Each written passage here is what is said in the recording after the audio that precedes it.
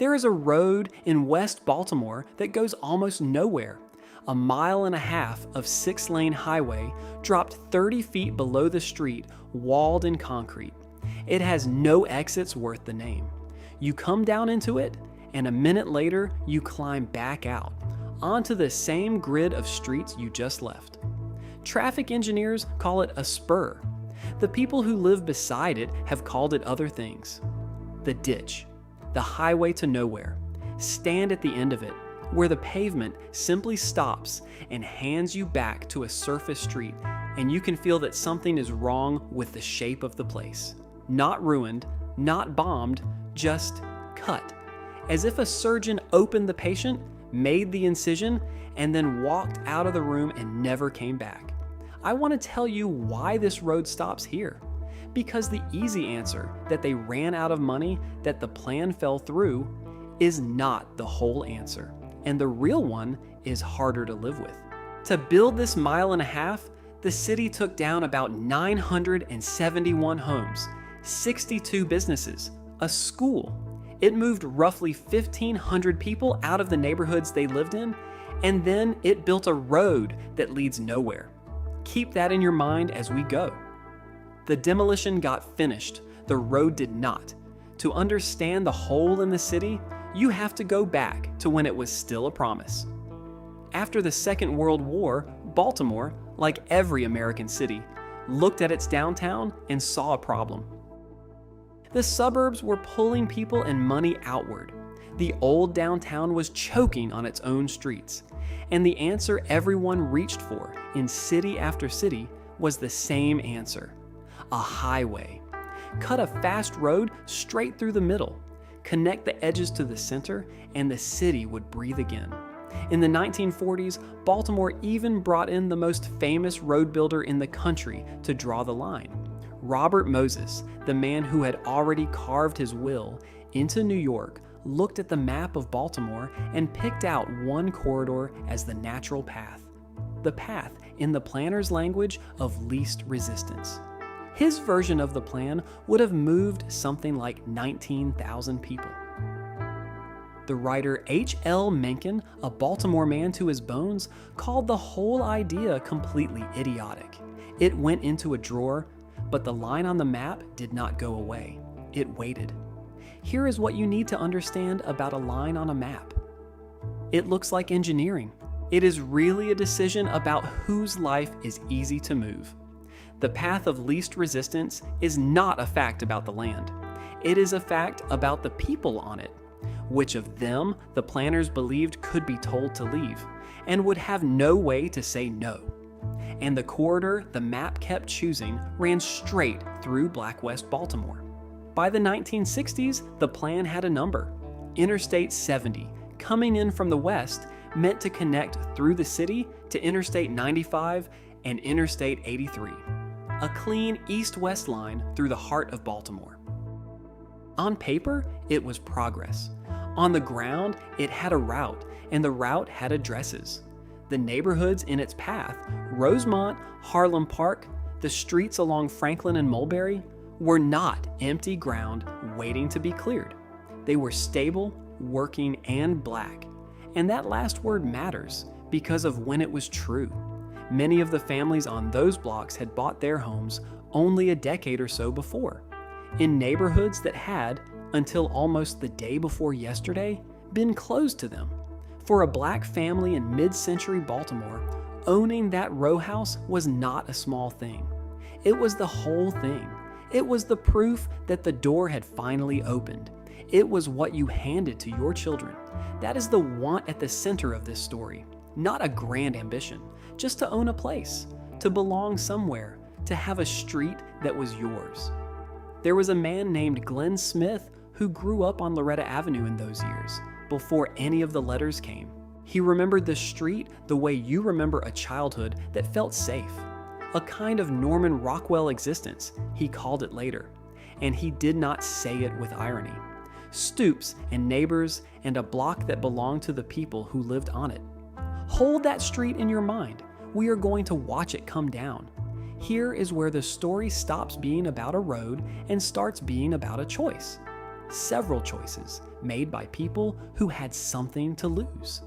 The first choice was the cities. When the demolition began in earnest in the late 1960s, it did not fall evenly. It came down hardest and first on the Black Corridor in the West. The word for what was coming was condemnation, and it did not arrive all at once. It moved, house by house, up the street toward your door. One man who lived through it, Alton West, remembered the feeling exactly. It was, he said, like the spread of cancer. Now go back to Loretta Avenue and to Glenn Smith Street. The letter came. His father sat with the same arithmetic every family on that block was doing at the same time. Fight the city for a house that was already, legally, no longer yours. Or take the money it offered and go. He took the money. They moved out. Years later, his son put the whole thing into one flat sentence. What choice, he asked, did he have? Now multiply that kitchen table by 1,000. Whole blocks of brick row houses, the ordinary architecture of a working city, front stoops, back alleys, corner stores, coming down at once. Not one condemned house here and there, but a strip of the map being erased in a line, straight and deliberate, the width of a highway that did not exist yet. In April of 1968, after the assassination of Martin Luther King, Baltimore burned like 100 other American cities. And in the months after, the clearing of these blocks did not slow down. It accelerated. A man named John Van Horn photographed it as it happened, and he said the pictures looked like images of a war zone. He was not exaggerating for effect. By the time the demolition was finished, this one road project had destroyed more property than the 1968 riot did. The fire made the news. The bulldozers did not. The second choice belonged to the families, and most of them faced the same one Glenn Smith's father faced. When the city offered money for a condemned house, you could fight or you could take it. But the compensation frequently was not enough to buy a comparable home anywhere else. So take the money and move often meant take the money and move down. One resident, watching the road come, called it a proverbial pimple on the ass of progress. And there was a third choice, the one that quietly decides the whole story. Because the people in the road's path did not simply lie down. They organized. In the West, Black residents formed a group to fight for their homes. They understood immediately what the road really was, and they said so plainly, not a transportation project, but a civil rights one. When they were told that a less destructive, tunneled version of the road was too expensive, one of them answered with a line that could stand over this entire era. It has always been expensive, he said, to operate a segregated society. They were not alone. In August of 1968, groups from across the city, something like 25 neighborhood organizations, cutting across race and class, joined into a single coalition with a blunt name, the Movement Against Destruction. On the streets, it went by its initials, MAD. Their sign said the thing directly, stop the road. And across town in southeast Baltimore, in Fells Point and the streets around the harbor, a young social worker named Barbara Mikulski helped lead her own fight against the same expressway system. She would go on to spend nearly 40 years in Congress. Her first fight was not for an office. It was against this road. But look closely at how the different fights ended, because that is the whole story. Fells Point and Federal Hill got themselves onto the National Register of Historic Places. Fells Point in 1969, Federal Hill in 1970, and used that new federal status as a legal shield the Western neighborhoods never had. Out west, the fight to protect Gwynns Falls and Leakin Park drew its own defenders of the trees and the stream, armed with a brand new set of environmental laws. The tools that saved a neighborhood were not evenly distributed. Some blocks had a landmark designation and a lawyer. Others had only a deadline and a demolition crew. Now watch what happened to the road. The leg that would have run west through Leakin Park canceled in 1981 over the damage it would do to the park. The connections east through the historic harbor neighborhoods toward I-95 and I-83 killed. The final link that would have tied the built stub into the interstate at last canceled in 1983.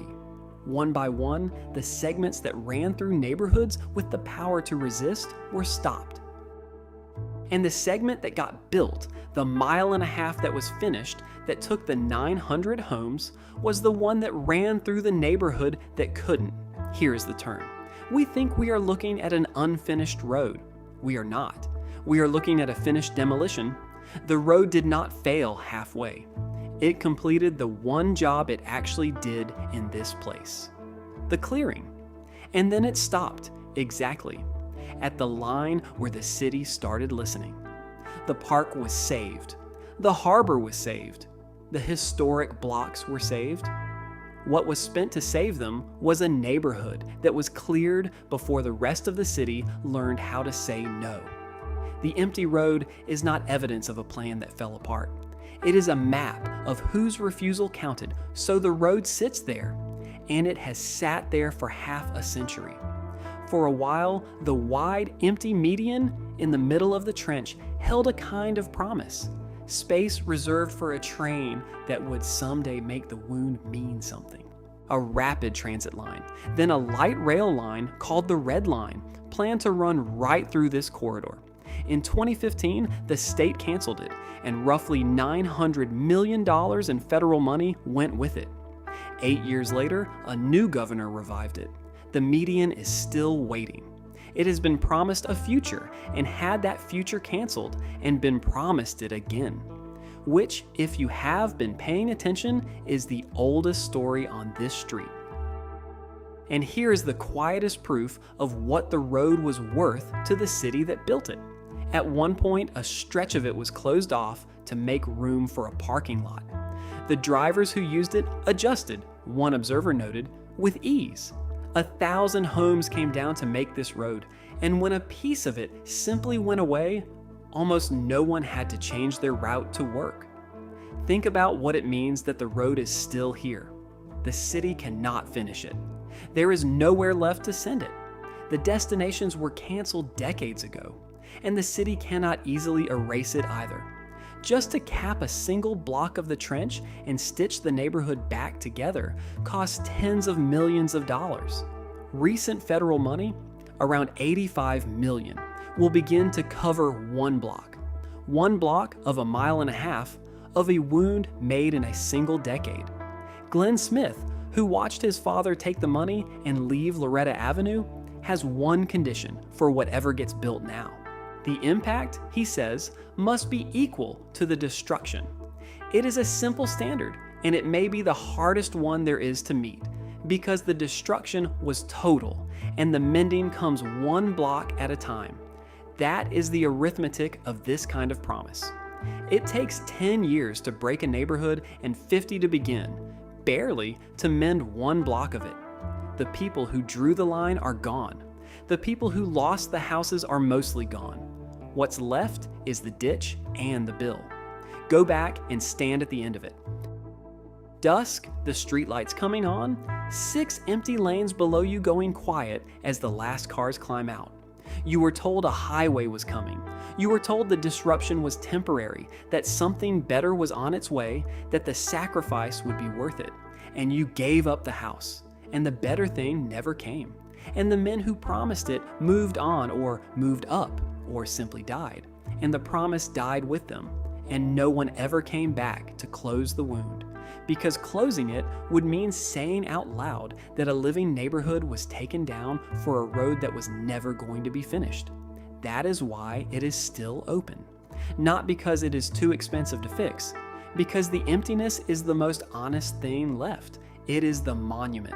It says more plainly than any plat could exactly what was taken and exactly what was delivered in return, which was nothing. You may not have a road like this where you live, but you know the shape of it. You know what it is to be told that your street, your house, your years were the reasonable price of someone else's future, and to watch that future not arrive. You know that some bills get paid in full and never redeemed. The road stops here. Look at where it stops. And then look at who was standing there when it did.